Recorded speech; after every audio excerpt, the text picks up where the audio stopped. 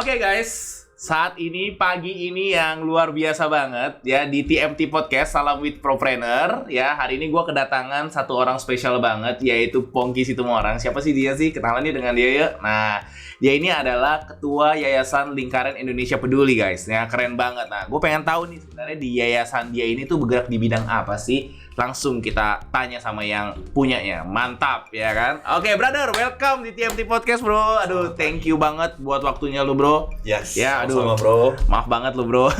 Dan sumpah susah banget ngundang ini orang tuh, susahnya minta ampun guys.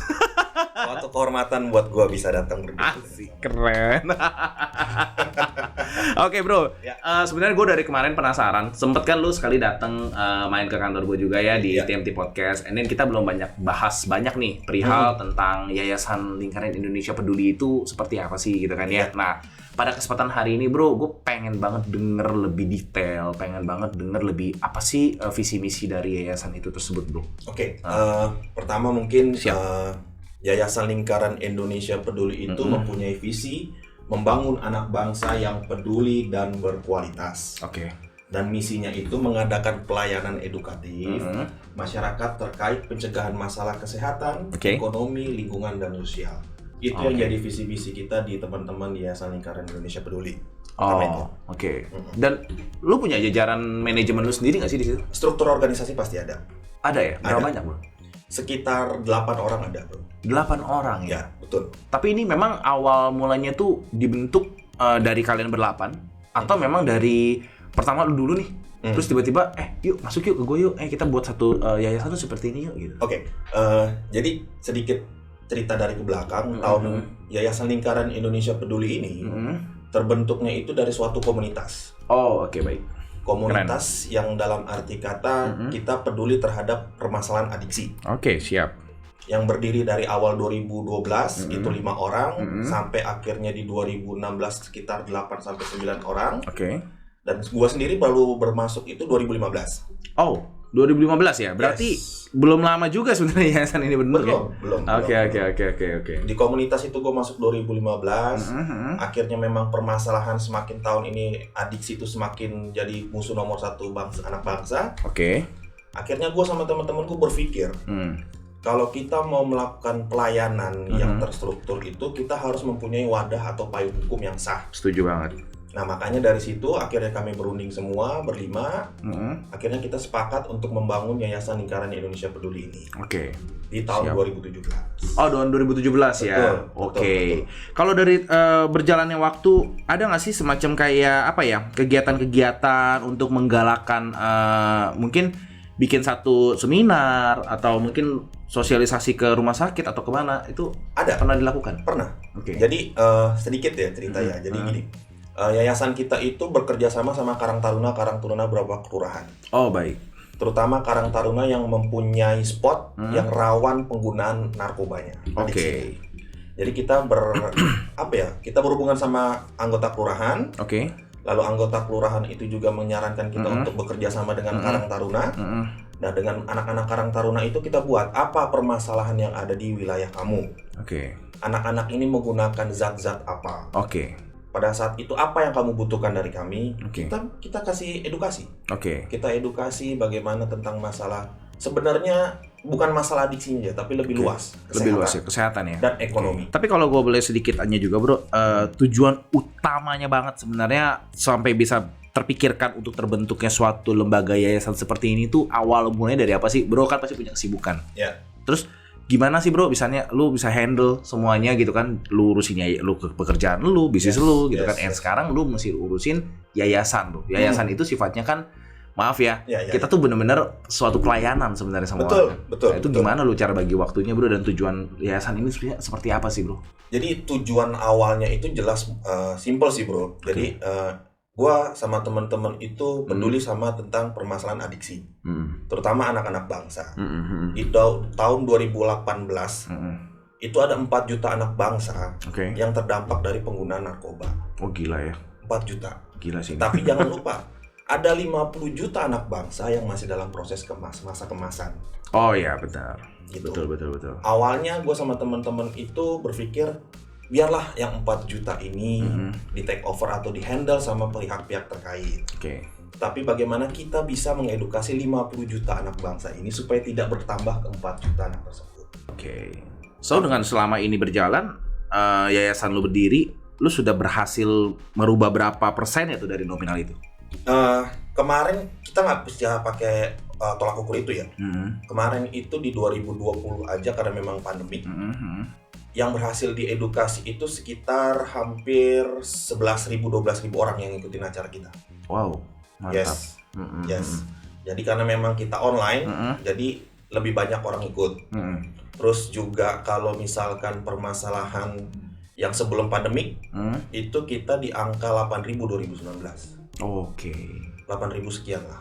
Nah, dengan kondisi PSBB sekarang, pandemi sekarang, nggak bisa berkumpul, kita nggak bisa bikin acara seminar. Yes. So, lu lakukan apa sama tim lu, bro? Jadi inilah challenge gua kemarin tahun 2020 sama teman-teman. Oke. Mungkin sedikit gua cerita sedikit ya. Ada 3 divisi di yayasan gua. Yes. Treatment, prevention, and juga business development. Oh, oke. Dan awal mulanya yayasan berdiri ini fokusnya sama prevention.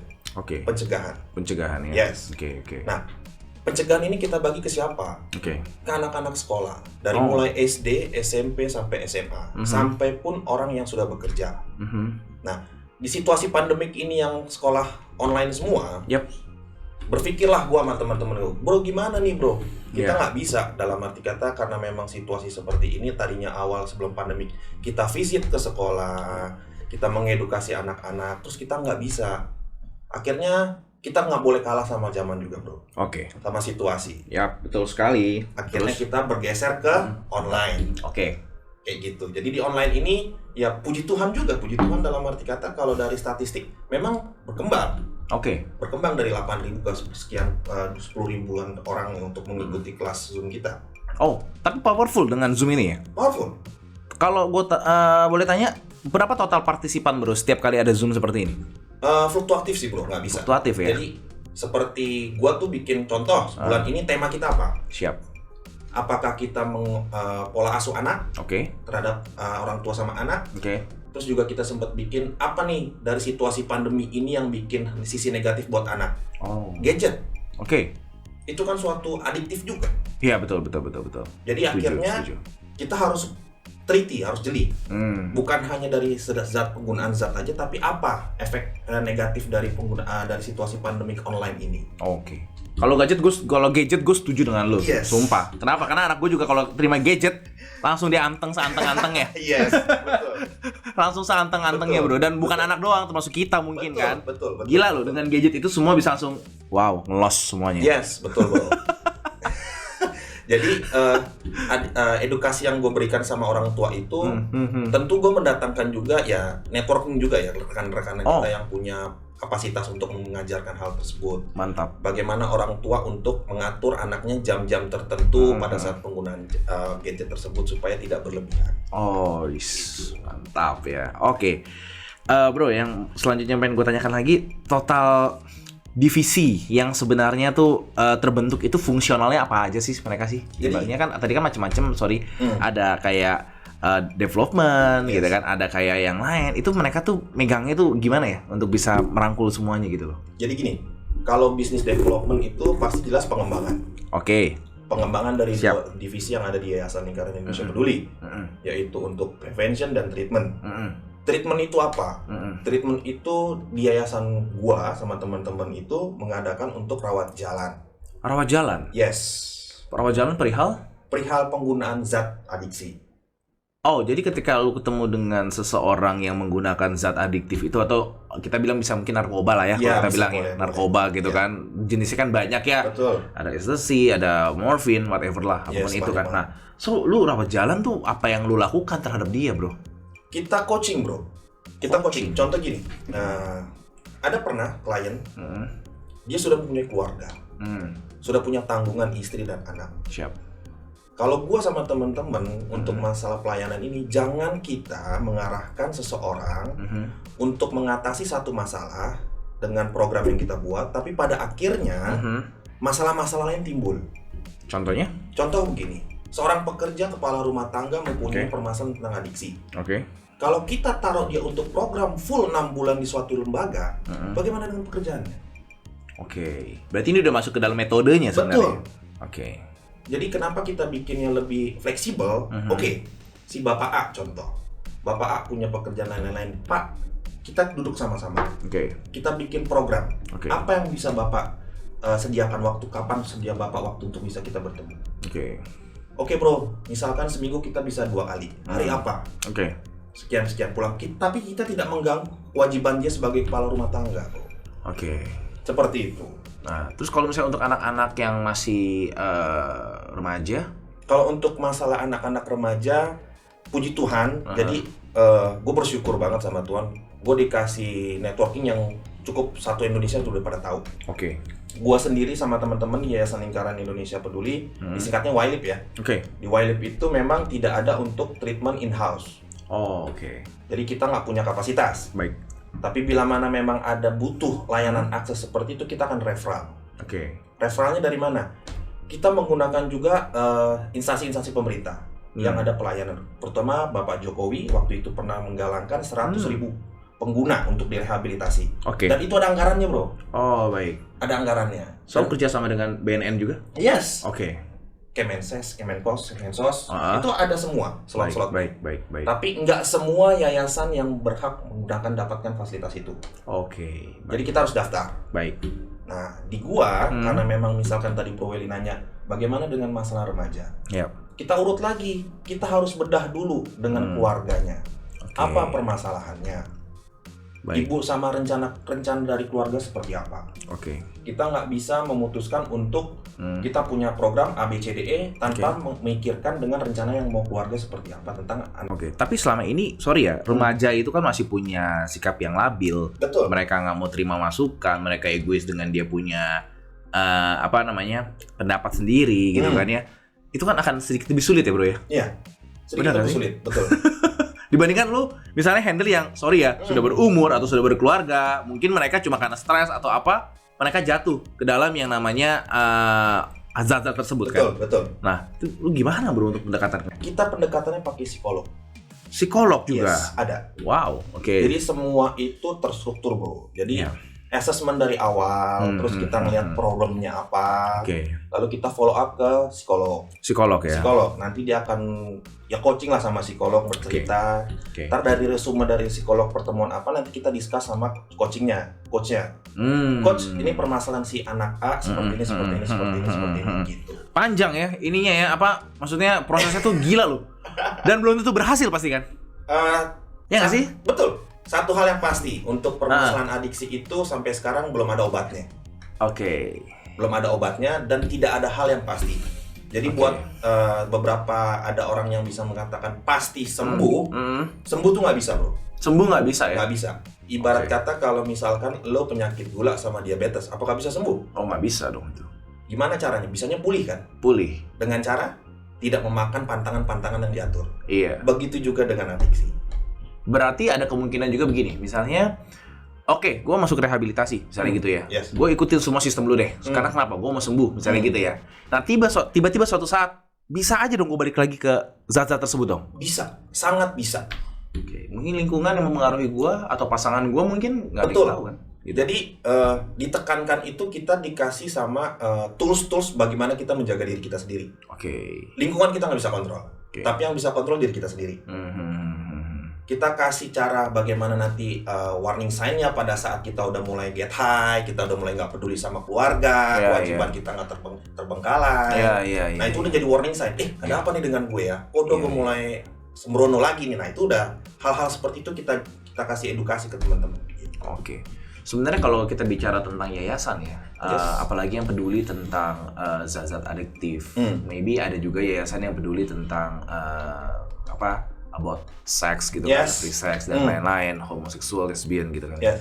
Maksud gue, ini mungkin harus lebih digalakkan kali ya bro tentang program-programnya teman-teman. Apa sih yang memang harus gue lakukan? Karena tujuannya kan cuma satu ya, ingin memperbaiki semua budaya-budaya di negara kita di Indonesia. Betul. Ya kan, apalagi gue tau banget lah ibaratnya narkoba, zat adiktif itu dari zaman ke zaman juga selalu ada dan memang belum ada obatnya. Belum. Nah harapannya kan memang yayasan ini bisa minimal, udah kan ya, memperdikit lah jumlah pemakaian gitu betul, kan. betul. Nah, dan yang sebenarnya gue masih penasaran gini sih, dari dulu jujur bro, sekolah gue tuh juga sempat ada masuk yayasan. Oke.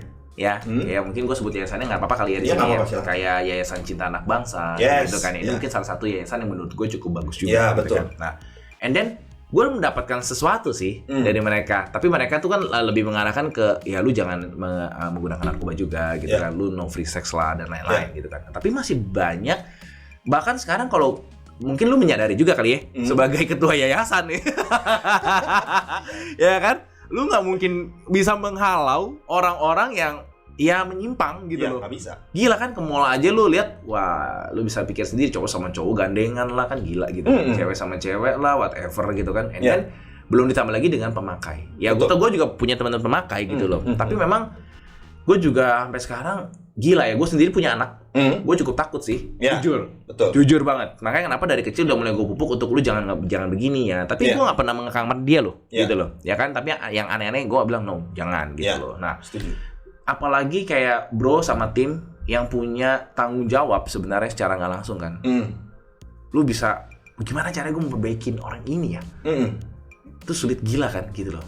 Bahkan gue rasa mungkin lu pernah nggak sih bro, kayak gue ketemu dengan satu family ini, mungkin ya. Coba ini gue mau tanya studi kasus lu ya. Gue ketemu dengan satu family, and then emak bapaknya tuh pengen banget dia sembuh. Dan lu nggak berhasil untuk menyembuhkan dia. Lu pernah nggak kalau kasus kayak gitu? Pernah. So, support system bro. Jadi gini, simpelnya gini. Oke. Gue mau nolong lo, tapi kalau lo nggak mau ditolong, mau sampai kapan juga nggak bakal bisa. Oke. Jadi kita harus ketemu titik baliknya lah untuk pertemuan pertama. Oke. Dia menyadari nggak kalau hidup dia tuh bermasalah. Kalau dia masih denial, gue baik-baik aja. Gue gak ada masalah sama pemakaian gue bro. Begini. Nah itu kita harus bedah lagi. Kita harus bedah lagi bagaimana caranya, karena masalah ini bro, misalkan dalam satu anggota keluarga ya, satu orang yang berdampak, semuanya efeknya.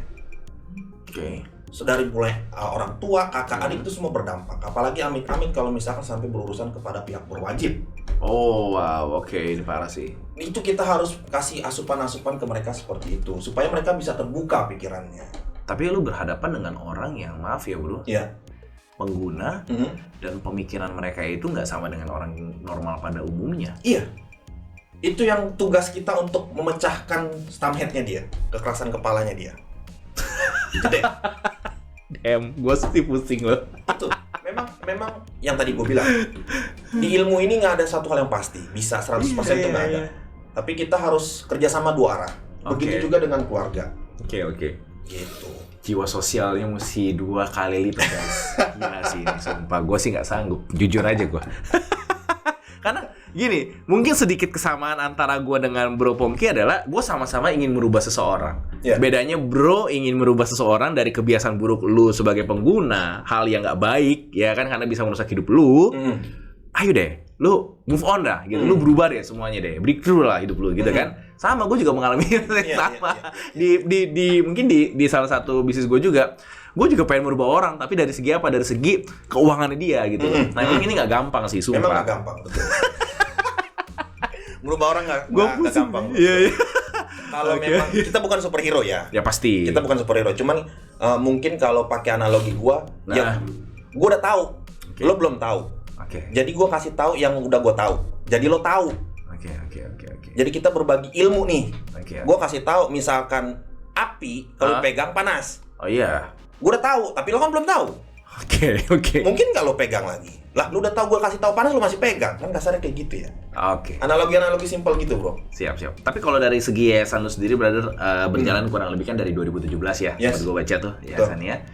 Udah pernah masuk ke dalam daerah-daerah atau ke bisa dibilang tuh tempat-tempat terpencil yang sudah dijamah. Karena mungkin kebanyakannya, mungkin salah satu yang terkena mungkin di daerah Papua kali ya, benar nggak sih? Kalau di Papua kebetulan kami belum sampai ya. Cuman kalau yang paling jauh itu di Toraja. Yes. Wow. Toraja. Tapi di Toraja juga kita mengedukasinya itu semacam guru-guru atau pelayan-pelayan lah. Karena di sana juga sudah menjadi masuk barang itu di sana. sudah banyak laporan-laporan. Terutama di rumah sakit kita juga fokus sama orang-orang ODA ya. Oke. Ya, yang terdampak dengan penyakit ODA. Nah, itu mereka apa ya, Bro? Sedih juga sih. Jadi karena mereka tidak tahu tentang apa penyakit itu karena memang masih minim pengetahuannya, jadi didiemin. ODA tuh penyakit apa ya kalau begitu? Terkenalnya tuh HIV, Bro. Oh, oke. HIV. Oh, oke. HIV. ODA itu dan nama lain dari HIV ini. Ya. Oke. Itu sebutannya halusnya lah. Penyakit ODA. ODA itu udah kepanjangan ya, Pak? Orang dengan HIV AIDS. ODH. Oh, oke. Ini soalnya bahasa baru buat gue juga. Oke, gue tanya sama yang ahlinya. ODA ya. Oke. Gila ya. Gue sumpah sih sampai saat ini gue masih agak salut ya, dan memang salut bukan agak lagi. Iya. Sama orang-orang kayak mereka ini, sumpah ya. Gue mungkin kalau ketemu sama tim-timnya dia, gue akan gila sih, gue bilang sih gue salut banget sumpah, karena nggak mudah loh sumpah. Merubah kebiasaan buruk menjadi baik itu sangat sulit sekali kan bro. Ya, yang jelas it takes time lah. Pasti it takes time. Kita nggak bisa kasih time frame. Oke, si A 1 tahun bisa pulih, nggak bisa.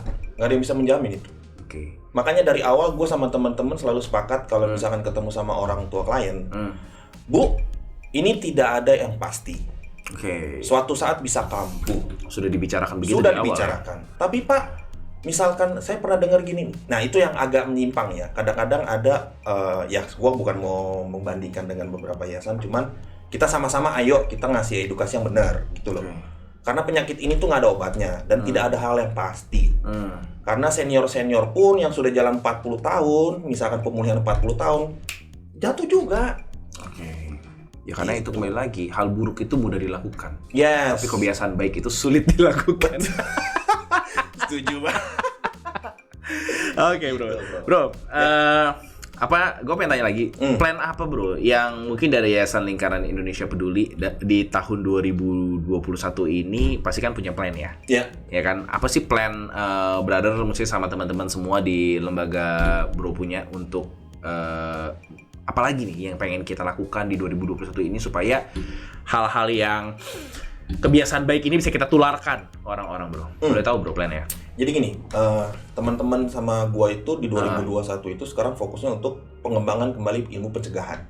Pengembangan ilmu pencegahan. Karena 2020 kemarin memang merosot tajam, dan baru bulan ini pun gua sama teman-teman udah coba beberapa kali pendekatan lagi ke beberapa sekolah. Oh, oke. Dan puji Tuhan pun mereka responnya bagus. Tapi tetap via Zoom? Tetap via Zoom. Karena memang situasi kan masih menghalang kita untuk melakukan tatap muka ya. Oh iya. Cuman bingung juga mau kapan selesainya nih pandemi. Gue juga bingung. Cuman kan sebagai orang percaya kita pelayanan tetap harus jalan. Amin. Jadi untuk 2021 ini tetap prevention ini akan kembali dijalankan lagi karena memang terutama target gue pribadi sama teman-teman sih, ini anak-anak yang udah mau lulus sekolah, entah dari SMP ke SMA, SMA mau kerja, kita gali bakat potensinya bro. Oh, oke. Karena memang ya kita old school juga lah orang tua kita. Yang penting kita pintar, cuman bakatnya nggak dicari. Iya, itu yang paling. Alhasil kuliahnya jurusan apa, tapi bakatnya apa. Iya. Nah itu yang butuh psikolog dan itu yang gue terapin sama teman-teman. Ya kita cari dulu bakat potensinya ini di bidang apa. Nanti kita report ke orang ke BP, ke guru. Nah nanti gurunya report ke orang tua. Oke, mantap guys. Sebenarnya banyak banget yang masih kita gali, guys, dari Brother Pongki. Mungkin nanti planning gue sih, gue pengen ngundang dia lagi untuk bicara lebih detail sebenarnya. Siap. Karena memang gue pengen tahu lebih detail, jujur. Ibaratnya gini, gue sangat support sekali dengan orang-orang yang punya jiwa pelayanan untuk memperbaiki orang lain. Gue sangat respect sama orang-orang seperti mereka bro, jujur gitu ya, sama Bro Pongki dan timnya dan siapapun di dunia ini yang memang punya jiwa pelayanan untuk memperbaiki hidup orang lain. Yes. Gue acungkan jempol buat kalian, sumpah, respect banget ya. Dan memang sarana TMT Podcast ini ya tujuannya adalah untuk itu. Ya. Tujuannya adalah untuk ayo kita berbagi, sharing gitu loh. Ibaratnya bro punya informasi apa, gue punya informasi apa, makanya banyak teman-teman gue bilang ya lu kalau mau undang gue podcast ya ayo gitu loh. Mau bahas tentang apa, let's go, mau bisnis kah, apa, ayo kita enjoy aja kok. Karena zaman sekarang buat gua kan semua informasi harus kita saling berbagi. Betul. Bukan masalah uang aja loh. Iya. Kadang-kadang orang banyak yang berpikir salah ya. Lu mesti betul. berbagi uang untuk bisnis uang. Setuju, gitu. iya. Kalau buat gua informasi itu penting dan mahal. Iya. Gitu sih. Betul. Oke. Mungkin dari gua, thank you so much brother Sama-sama. buat waktunya. Sorry to say kalau mengganggu waktu liburan sama keluarganya.